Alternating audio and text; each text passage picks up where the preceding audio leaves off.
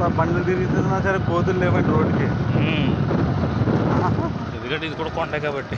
కొండ కాదు, ఇది గుర్తేసేది కొండ. సౌండ్లు చేస్తున్నా.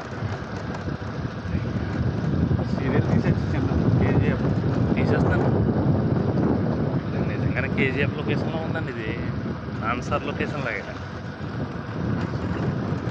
వారం తిప్పారన్న వేరే వారం తిప్పి అవి మళ్ళీ తీసేస్తున్నాను. ఇతర దేశాల్లో చూడండి.